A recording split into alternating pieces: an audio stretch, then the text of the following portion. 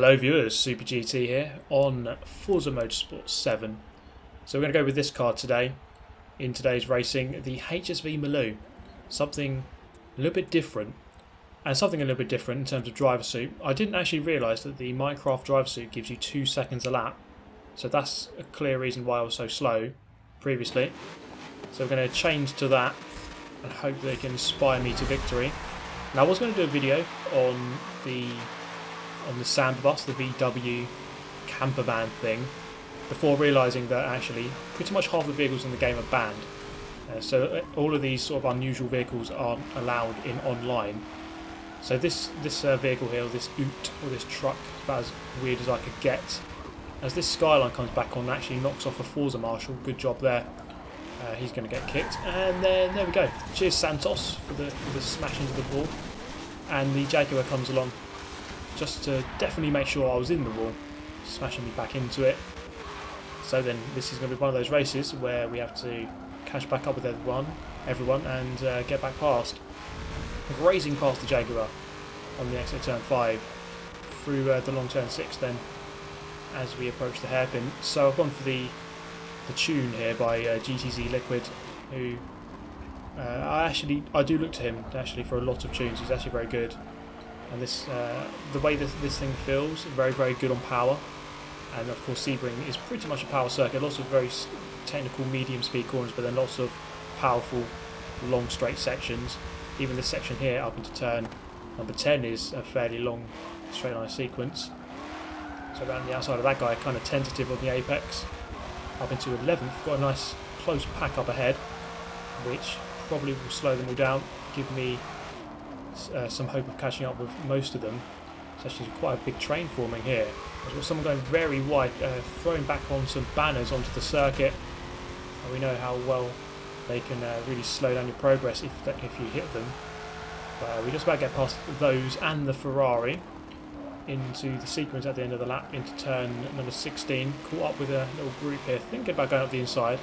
I'm going to go for the racing line and try and get some power on the exit, although kind of blocks off the exit as he doesn't really get on the power as early as I was expecting. So it's going to be a drag race down the back straight. Didn't quite get the exit that I would have liked, but we can see just about now the speed coming in, not quite past this guy, but we are going to go past the Volkswagen almost into the final corner. Turn 17 on the lap, he makes contact just ahead, and I'm going to have to slide just to the left on the exit.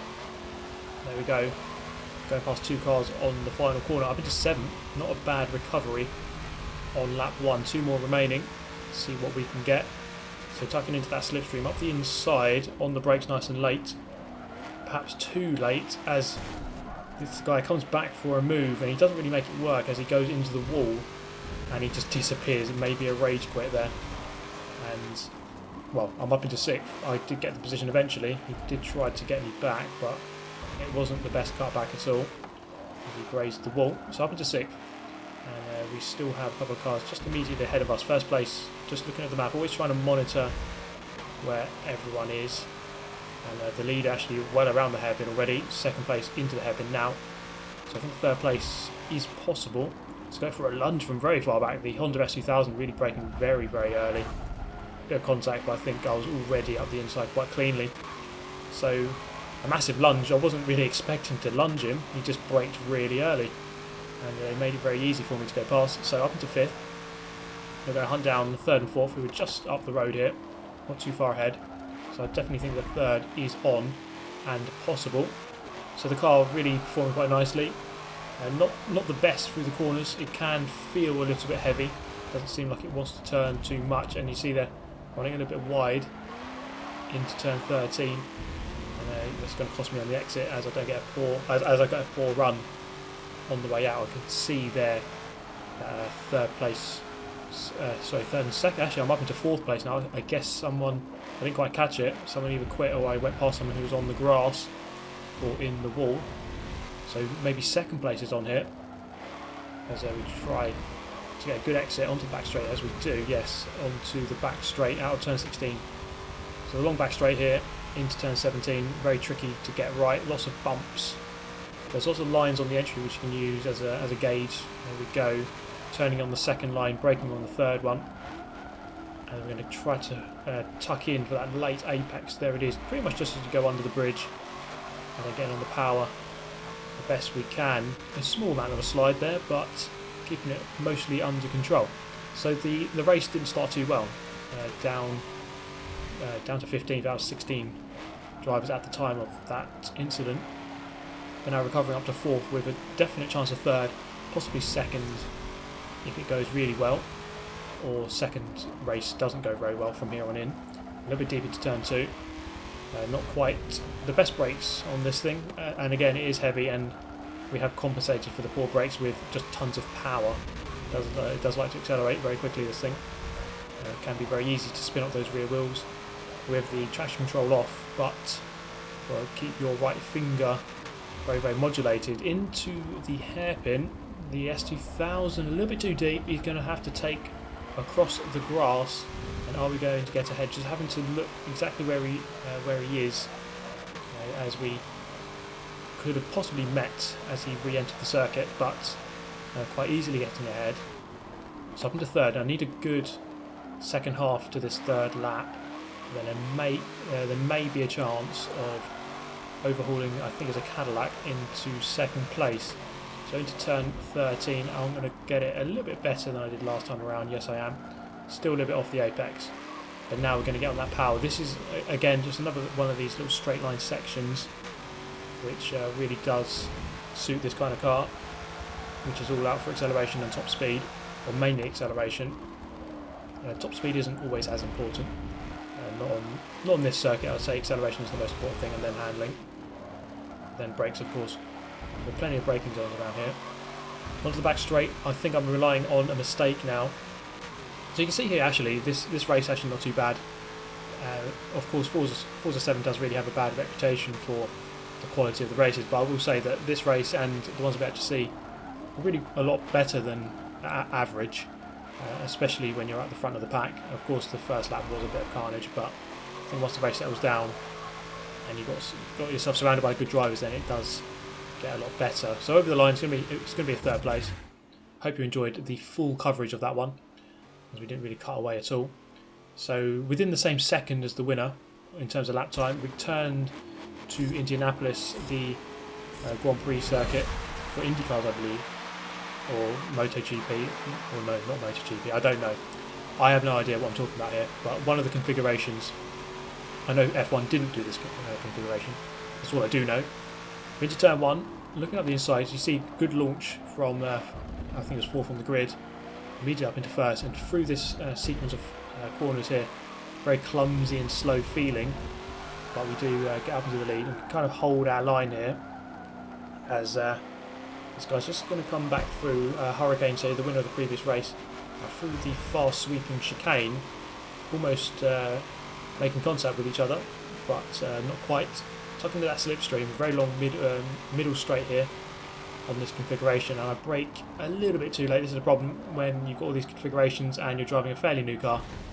Yes, I just drove myself straight off the circuit, trying to rejoin somewhere reasonable. Yes, we've done that just about, but we've lost crucial maybe 2-3 seconds there, and of course 2 positions. So down now into 3rd. Can still definitely recover this one onto the oval section, but we are going to turn back off it almost straight away. Bigger puff of smoke coming out of the tyres of the leader, and the car feeling a little bit clumsy over the curbs once again. Not a strength of this car, and we're going to have to rely on its straight line speed as we now go for this long right onto the main straight to get on that power as early as possible without sliding the car. We've done a fairly good job of that. Into 3rd as we cross the line. So 4 laps here at Indianapolis. Just looking behind the gap. Okay, we probably need to go defensive into this first corner, and going to try to tuck into those, tuck onto that curb as much as possible. We really do have to maximise the track width if we want to make this kind of car work. Going out very wide and cutting back.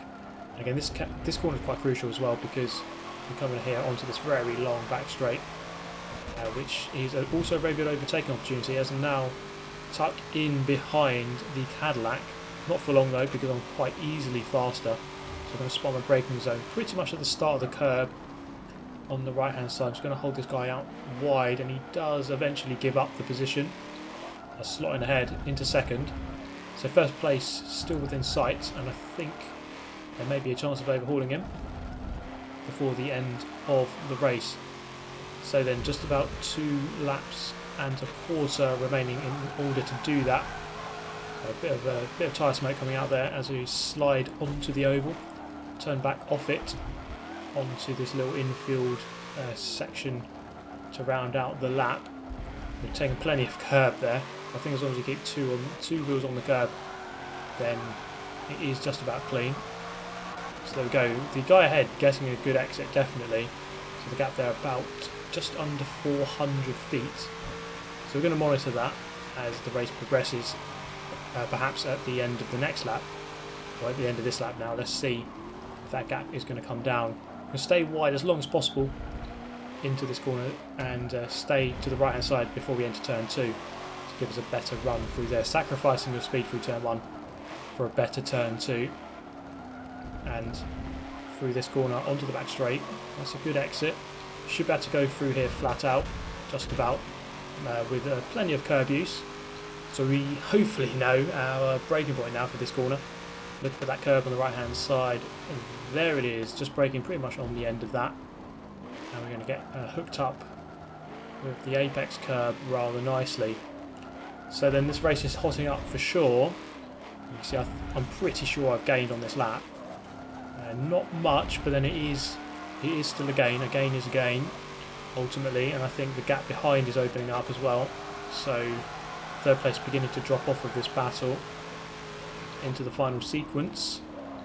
So again, it's slowed down enough just to graze that curve really nicely, actually. I've definitely gained on the guy ahead. He was quite wide through that sequence, through that section. So then 1 lap remaining, definitely gained on that final, on this third lap, on this last lap. As we go on to the last lap, the 4th lap of 4. So then crossing the line of gap about, so a lot smaller this time around as we cross the line. So I've definitely gained. If we can do the same again, it will be very close by the end. So hitting our braking zone, braking mark, and into the first corner, hitting the apex again rather nicely. Once you've got that braking consistency down, then it is a lot easier to set more consistent lap times. I think that's the main thing you have to get right. Your braking point. So onto the back straight, and once again I'll say it, the racing here really good, and I was actually really pleasantly surprised by how good it was. So far superior speed on this back straight up into first place. I'm not going to make the same mistake that I made on lap 1. I'm going to try to hold him around the outside. Is he going to give up? Not quite. I'm going to hold it around the outside for this part though. Now I do have the inside now, so I'm just going to tuck into the lead. I'm going to slow down on the apex to make sure he doesn't cut me back. I've just about got the job done. Up into the lead with about a quarter of a lap to go. He's halting up rather nicely here. And a big slide onto the oval. That is exactly what I didn't want. On the brakes, a little bit narrow, a little bit early. And the curb, oh, you can see there just as the track drops away. The car not quite wanting to go around there. He's around my outside, back into the lead with only 1 corner remaining. So I've pretty much thrown this win away unless he throws it away now. And I don't think he will, as he gets a really good exit. I'm going to finish second. So disappointing to not win that, despite going into the lead near the end of the race. But it was a very good race, ultimately. So that's the main pleasing thing there. So I did have the fastest lap. As we move to Lime Rock Park with both chicanes, interestingly here. So not the best launch initially. This guy, I covered him off pretty sure, and he just still goes for the move. There's no way in hell that there was a car whip from the inside. He still went for it, and ultimately the yellow Porsche ends up off the circuit. But sitting now in third, same top 3 as we saw in the previous Indianapolis race. Can we get past these guys? This track really shouldn't suit this car, but as long as we can get through these chicanes okay, we might be able to make something work. It's a kind of a point and squirt kind of car this. You just need to get out of the corners as best you can and then just accelerate away on the straights. But this circuit not really lending itself to that kind of vehicle. So up the inside, he kind of left himself open, the Cadillac, up into second place. So fairly similar story to that of the last race, Indy. as we now come across the line to end lap 1 of 6, second place, so not too bad. And I was going to give a little review because of course Forza 7 is well known for being rather chaotic online, but this session here, I think once you get some good drivers and you're near the front, I think is quite crucial. Then it does clean up quite a lot. And you know what? I'm not a Forza marshal anymore, but I haven't actually felt the need to actually kick anyone recently. Like, it really hasn't been that bad. Of course, you do get the occasional idiot, but I think a lot of the time it's just people. You know, people are allowed to make mistakes. If someone makes a mistake and they crash into you, I think, you know, it's okay. So people should be allowed to make mistakes. And to be honest, there hasn't been that much like deliberate ramming. I really haven't seen that all that much recently. So in terms of that, no real problem for me. It's just a little bit clumsy on the first corner. That's the main thing. People not really thinking clearly about, you know, just leaving each other a little bit of space. So that can be an issue. But overall, I think the racing can be okay, and I think the 3 races you've seen so far have been good. So the Sebring, Indianapolis, and so far around Lime Rock. But that may be about to change as we come up to this guy, and it's going to be really hard to pass around this circuit as it gets very narrow, and well, just a bit too narrow as I go into the wall. You see there, car again, we saw it around Indianapolis, the car doesn't really like the curbs. I suppose you can't have everything in a vehicle on this game. You do have to sort of compromise one thing for the other. I do now have this Alpha 33 trying to poke his way up the inside. I'm in 3rd place now, and I just about leave the space open. He goes for it, fair enough, and I just have to back out. So the Alpha 33 making its appearance once again. I haven't seen that car too much on A-Class, but it used to be prevalent on Forza 6. But it seems to be coming back with a bang in Forza 7. Will there be anything I can do about getting past him as we come up to finish the race? This is lap 6 now. So you see how much power I have over him in the Alpha. I don't think it's enough to quite overhaul him, unless I can keep close to him for this final corner and get him before the line. We've got a back marker ahead, and he's just into the back of him. And, well, I'm going to claim 3rd place as a result. I don't think the back marker did that deliberately. It kind of just looked like he was just quite simply slow. I think that's all it was, and then the Alpha just drove into the back of him. So we're going to witness something here, which is again a rather surprising thing to see in Forza 7. As we come to the first corner at night, so there is a lot of less visibility, and there we go. So to confirm, that was a clean start with 0 contact around Kota in Forza Motorsport 7. So there we go. It is possible, guys. It is possible. As we continue, still with this car, I'm really enjoying this car actually. So again, it's the HSV Maloo. It's in A-Class, and we've tuned it, or the tune is by GTz LiQuiD. Again, both of those pieces of information are in the description, so you might want to give this car a go. You will likely get hammered by Alpha 33s though, as we can see just 1st and 2nd, as I'm sitting in 4th. So 1st and 2nd are both Alpha 33s. So the OP car of choice, the OP weapon of choice in A-Class, as we wind our way around the circuit of the Americas. So not my favourite circuit, but we've seen so far around 3 American circuits that the racing can be good. So I suppose as long as the racing's good, then all is fine in the world. As we come round turn 8 at Turkey, or at least it's meant to be. I don't think it quite is though. Onto the penultimate corner. So we're chasing down the Chrysler 300, driven again by Hurricane, who seems to be our arch rival in this video, as we should have beaten him around Indianapolis, if not for my silly mistake. Sebring I didn't really have a chance because I was recovering from getting smashed off. And well, we do have a chance here, as you can see, just having a speed edge. I go for the move, look for it.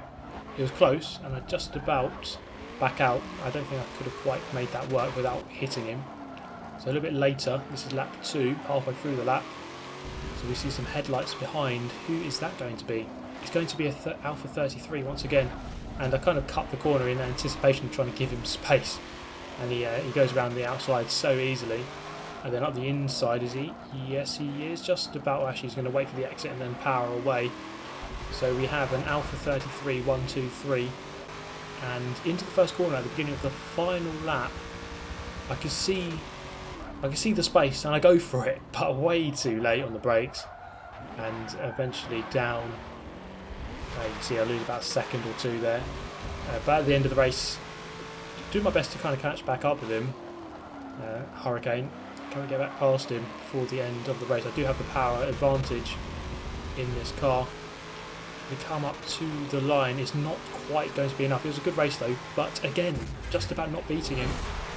So we move to the final race of the video. I think the race has so far been very good, actually very enjoyable. Can we make it 4 in a row around Maple Valley? And we're going to look at the inside of the Ferrari, up the hill. The power of this car, phenomenal, as we go through the fast kink at the top of the hill. And going a little bit too late, the Ferrari back into third. So we do have the Alpha 33s out in force once again. Pretty much impossible to beat them, I think, in this kind of car. As long as they drive somewhat okay, then there's little chance I'm going to win this. So I think it's best of the rest is the aim, I suppose. So just switching direction, just having to get on the brakes. I think it might have caught out that guy behind in the Porsche. So we're just going to back off here. And well, I take a wide line anyway, just by being really rubbish.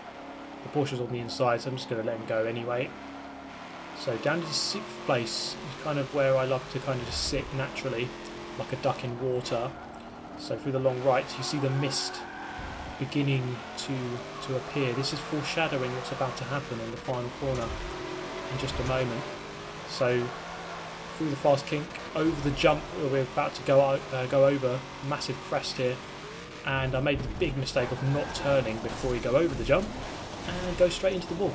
So down into 8th position, and not a good corner. And I said about the mist, this is because Moses is making an appearance, and we can see here coming through the final turn onto the main straight. Where the hell is everyone going? I go for a spin is what, and I'm through, past the recovering NSX as well, up into 3rd, 8th to 3rd, brilliant stuff. Cheers Moses once again, what a lad. He's helped me out for, well, the countless amounts of times he's helped me. And another good little recovery there, mini recovery from 8th to 3rd. We have one lap to try to remain in this position. Now I do believe that there is a 33 Stradale somewhere, as I have a brief look behind. I do think they are trying to make a recovery, as there was 3 in the previous race, and if there is another one, then I'm taking his current spot in 3rd. He's going to have to fight me for it with about half a lap to go. So for this long, never-ending corner over the crest, there he is. There is the 33. Can I hold him off for a lap?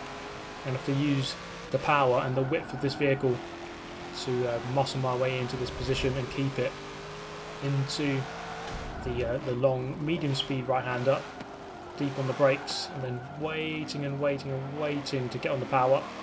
Now this corner coming up here, very nice corner. Fast flowing right-hander, good overtaking opportunity. The Alpha, is he going to go for it? Yes, he is. Just back off slightly, but I do have the speed advantage as we now come onto the back straight. And I'm not quite going to make that same mistake as we just go past. I'm not going to make that same mistake that I made last time. But turning just before I hit the apex beautifully this time around. The Alpha 33 nudges me wide, and he's going to just nip up the inside as we come through the penultimate turn, just avoiding that banner that's laying on the circuit. That can really ruin you if you get it wrong. And we just nudged him a little bit wide, as he just has the handling capabilities to go around the outside. Moses is coming back with the mist. Is he going to help me out? Not quite, as I go for the line. 4th place, but you know, I almost beat a 33 in that car, so that's quite good. There we go, guys. I do hope you enjoyed it. As always, let me know if you did. Subscribe for more. Hit the like button if you did enjoy. And I shall see you next time. Thank you for watching. Goodbye. Listen.